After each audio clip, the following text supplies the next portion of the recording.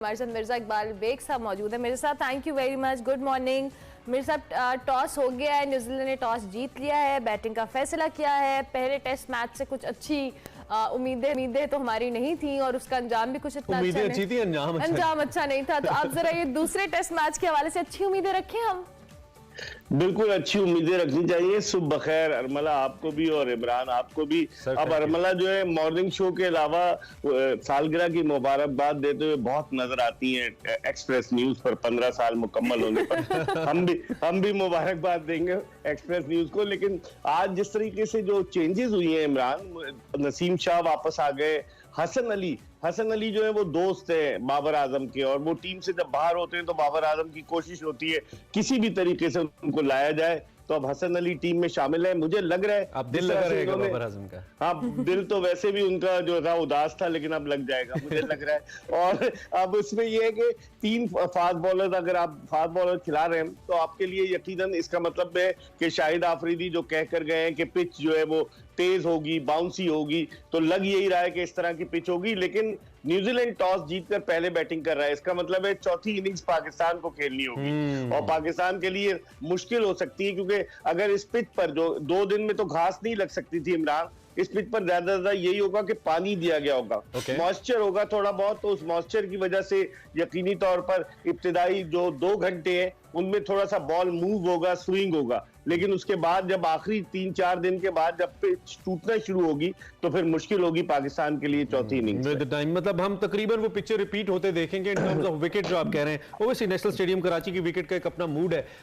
दूसरी जानिब ये जो नई मैनेजमेंट है, आपने खुद इसका तस्करा कर दिया। सवाल यहाँ पे ये है कि नजम सेठी साहब ने बाकायदा तौर पर स्टेटमेंट दी कि विकेट्स को तबाह किया गया। उन्होंने अपने ऑफिशियल ट्विटर से ये शेयर किया कि रमीज राजा साहब के दौर में तो अब ये जो दूसरा टेस्ट है, क्या इसमें विकेट की तैयारी और दीगर जो एडमिनिस्ट्रेटिव मामलात है इसको हम रिलेट कर सकते हैं नई मैनेजमेंट से, या अभी तक ये पुरानी मैनेजमेंट का ही सिलसिला जो आगे चलेगा? क्योंकि आप क्लोजली जानते हैं इसके प्रोसीजर्स को, तो जरा हमें बताइए। मतलब हमने मुद्दा किस पे डालना है, खुदा ना खास्ता अगर हम हार जाएं तो? देखिए, मलबा तो एक दूसरे पर अब आपने देखा है कि सीज फायर तो हो नहीं रहा और अटैक शुरू हो गया। रमीज राजा बहुत ज्यादा अग्रेसिव, क्योंकि ओपनिंग बैट्समैन थे, उनकी वनडे में सिर्फ 2 ही सेंचुरियां थी, लेकिन अब वो वनडे की इनिंग्स खेल रहे। वो मुख्तलिफ टीवी चैनल्स पर मुख्तलिफ पॉलिटिकल एंकर्स के साथ बैठ रहे हैं, स्पोर्ट्स एंकर्स के साथ नहीं बैठ रहे, इसलिए कि उन्हें पता है कि स्पोर्ट्स एंकर जो है उनसे चुपते हुए सवालात करेंगे। दूसरी जानिब नजम सेठी ने खामोशी इख्तियार की एक जहादीदा शख्स की तरह, लेकिन जब बहुत ज्यादा हो गई तो उन्होंने एक ट्वीट कर दिया कि जिसमें तीनों चेयरमैन का मुबादला किया गया है, एहसान मानी, रमीज राजा और नजम सेठी। तो मेरे ख्याल में अभी तो नजम सेठी साहब मलबा जो है उसी पे डालेंगे, रमीज राजा पे। हालांकि इन्होंने कल 2-3 क्यूरेटर्स को भी बुलाया इस मैच से पहले ताकि पिच को बनाया जाए, और एक क्रिकेटर होते थे उस्मान अरशद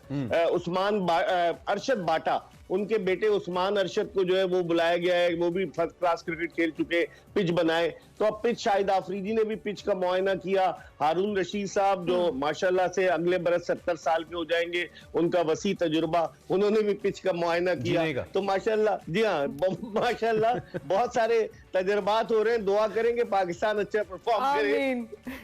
ठीक है। अच्छा मेरे साहब, इमरान के बीच के मसले। अच्छा मेरे साहब, ये जो हम बात कर रहे थे मैच के, ये टिकट फ्री किया गया, आईडी कार्ड लाना है सिर्फ और आप मैच देख सकते हैं। सो आपको लगता है ये क्राउड पुल करने में ये टेक्निक काम करेगी? क्योंकि अभी तो हम देख रहे हैं कराची वाले टेस्ट मैचेस में इतना इंटरेस्ट नहीं ले रहे। आपके ख्याल में बिरयानी भी दे सकते? नहीं, मसला ये है इमरान के और अरमला, वहां पर जो है लोगों को जो पहुंचने के लिए बड़ी मुश्किल है, सिक्योरिटी बड़ी सख्त है। जो हसन स्क्वायर की तरफ जो सड़क आ रही है वो बंद है, लोगों को दूर दूर से आना पड़ेगा। फिर लोगों के माशी मसाइल है। आटा एक तो अभी मैं आपकी आटे की रिपोर्ट देख रहा था, 150-60 रुपए का हो गया किलो का। तो लोग परेशान है, लोग अपने माशी मसाइल में उलझे हुए। वनडे के लिए अलबत्ता टिकट के लिए जो मुफ्त खोरे हैं ना, वो टिकट मांग रहे हैं तो वनडे के लिए। ये जो सेठी साहब तो बड़े जाने जाते हैं ना ब्यूरोक्रेटिक सेटअप्स के अंदर काम करने के लिए, तो कोई ऐसी उन्होंने मीटिंग नहीं की सिंध गवर्नमेंट के साथ कि जिसमें थोड़ा ये जो रिलैक्स कर दिया जाता? अब तो सिचुएशन बेहतर है पाकिस्तान की सिक्योरिटी के लिहाज से अल्हम्दुलिल्लाह। हाँ, दूसरे टेस्ट मैच के जो सेठी साहब आए हुए थे, 2-4 दिन रहकर गए, 3 दिन रहकर गए कराची में, लेकिन वो अपने मसाइल में इतने उलझे हुए हैं कि वो तवक्को नहीं कर रहे थे कि रमीज राजा जो है वो बाउंसर्स कराना शुरू कर देंगे, हालांकि वो बैट्समैन है। तो पहले उनको टैकल करना है एक महाज पर, फिर पाकिस्तान क्रिकेट बोर्ड के अपने मसाइल है, वो कह चुके हैं कि भारी तनख्वाहों वालों को मैं घर भेजूंगा, तो बहुत सारे वो अपने मसाइल में उलझे हुए हैं। तो इस सीरीज के बाद ही मुझे लगता है कि सारी चीजें बेहतर। हमारा एक बड़ा प्राइम जो मसला मिर्जा साहब रहा है वो फिटनेस का रहा है। आपको पता है हमारे दो मेन पेस बॉलर्स जो हैं वो अनफिट थे, नसीम भी अनफिट ही थे इनफैक्ट। अभी वापस नसीम आ रहे हैं और हसन आ रहे हैं, और कम से कम एक बॉलर को आई बिलीव अगर एक दिन में 90 हैं तो 15-20 ओवर्स तो डालने पड़ेंगे, 10-15 तो करने ही पड़ेंगे। तो आपके ख्याल में ये जो फिटनेस का क्वेश्चन है, एक तो हसन को आप कैसे देख रहे हैं कराची की विकेट को लेते हुए, Naseem Shah would absolutely be fit, और क्या हमें उनको यूज करना चाहिए इस 5 दिन के गेम के अंदर भी? बिल्कुल, आपने अच्छा सवाल किया इमरान। जुलाई में हसन अली पिछले साल जुलाई में श्रीलंका में टेस्ट मैच खेले थे, उसके बाद से ड्रॉप हो गए थे। फिटनेस का मसला इसलिए है कि हमारे जो बॉलर्स हैं वो 4 ओवर्स के बॉलर्स हैं, 4 ओवर्स में पूरी जान लगाते हैं, T20 एक्सपर्ट है। अब आप देखें रफ्ता रफ्ता खिलाड़ियों की दिलचस्पी टेस्ट क्रिकेट से खत्म होती जा रही है, और बेशतर क्रिकेटर्स दुनिया के जो है वो टेस्ट क्रिकेट को छोड़कर T20 और वनडे की तरफ आ गए। तो हमारा असल मसला ये है कि जब लंबे ओवर्स, जो आपने बिल्कुल सही बात की कि जब लंबे ओवर्स करने पड़ते हैं बहुत ज्यादा, तब फिटनेस का पता चलता है। और T20 के मोल्ड में हम अपने आप को ढाल चुके हैं, टेस्ट क्रिकेट में वापस आने के लिए हमें बड़ी जिद्दोजहद करना पड़ती है। ठीक है, मोहम्मद आमिर के हवाले से भी कुछ खबरें आ रही हैं उनकी वापसी को लेकर, और बड़ा जो ही सेठी साहब आए हैं खबरों में गर्म हो गए हैं दोबारा से, मुबारकबाद भी बड़ी दी है, बड़े जोश और वलवले के साथ दी। तो जरा हमें इसमें भी बताइए, और दूसरा लगे हाथों जरा बता दीजिए वो कंपैरिजन जिसकी हम बात कर रहे हैं तीनों चेयरमैन का, मानी साहब का, रमीज राजा साहब एंड सेठी साहब, उसमें आप बतौर इंडिपेंडेंट एनालिस्ट क्या देखते हो? नजम सेठी साहब का कंपैरिजन ठीक है जो उन्होंने दिया, मुत्तफिक हैं आप? जी हाँ, नजम सेठी साहब ने कम पैसे खर्च किए, लेकिन दीगर मसाइल और भी थे। अगर मैं उन पर रोशनी डालना शुरू करूं तो आपके प्रोग्राम का वक्त खत्म हो जाए। लेकिन मसला ये है कि जिस तरीके से बात कर रहे हैं आप आमिर की, आमिर तो सेठी साहब के एहसानमंद होना चाहिए कि नजम सेठी उनको वापस लेकर आए थे जब इंटरनेशनल क्रिकेट में। वरना एक आदमी अगर इंग्लैंड में जेल की सलाखों के पीछे चला जाए और वो वापस तो जा ही नहीं सकता इंग्लैंड, उसका वीजा ही नहीं लग सकता।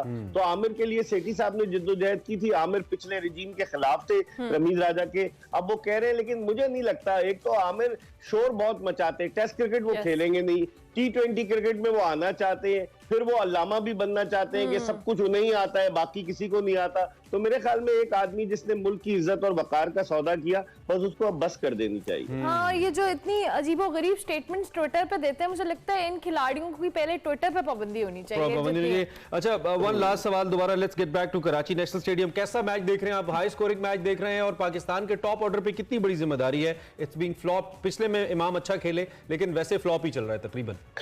बिल्कुल आपने सही कहा, लेकिन अब देखते हैं कि इमरान के न्यूजीलैंड कितना स्कोर करता है। अगर न्यूजीलैंड पहली इनिंग्स में एक बड़ा स्कोर बनाने में कामयाब होता है तो हमारे बैट्समैन अंडर प्रेशर आ जाते हैं। और बाज बैट्समैन तो ऐसे जो सिर्फ अपने लिए खेलते हैं, 50 हो गए, 90 हो गए, आउट हो जाओ, टीम का कोई एहसास नहीं है। तो अब देखना ही है कि न्यूजीलैंड फर्स्ट इनिंग्स में कितना स्कोर करता है। नोमान को हटा के 2 पेसर्स, एक और पेसर ले आना, ये सही फैसला है कराची में?